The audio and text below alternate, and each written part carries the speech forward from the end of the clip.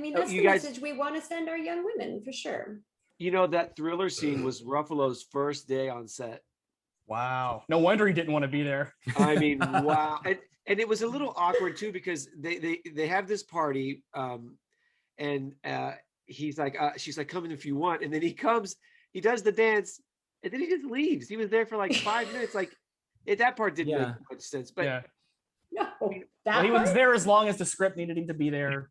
He was done. Yeah, just enough to enjoy some thriller flash mob, and then. But just while we're on the Zoltar thing, I just had to point out that I loved everything with the plug, like because it's set up with the puzzle game that he plays puzzle games, and then like they set up that it wasn't plugged in when he made the wish, so it's like, oh, that's kind of just a mystical weird thing. But then when the thing won't work at the end, he notices that it is plugged in, and I just thought that all those steps, even though they don't make sense just sort of like as reality would go, they made sense for the movie, and I thought those were nice beats. It was great. Like it fed into it, let you know that in this world something magical is going to happen.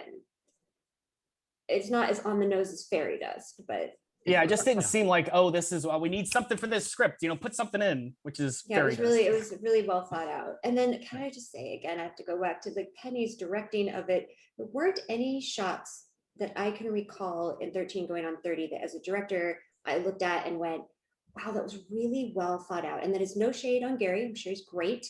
But when you're looking at the shots, I can think of just 1,000 shots in my head from Big. Like, when we introduced Tom Hanks for the first time as Big, he wakes up, you see that shot of the bunk bed, and it's just the edge of the bunk bed on top. And then all of a sudden, 2 large feet drop down into frame. And then we cut to the floor and we see his feet drop down.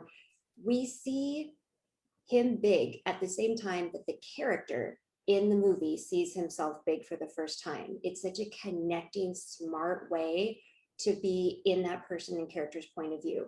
Those are really, really strong choices. Those are and also choices. The little poem song, whatever it is that they do, was actually something that Tom Hanks' son had come up with, and that was Tom's idea to use that as how he would be able to convince Billy that he was who he was. And I don't know what they had in mind previously, but that just works so well.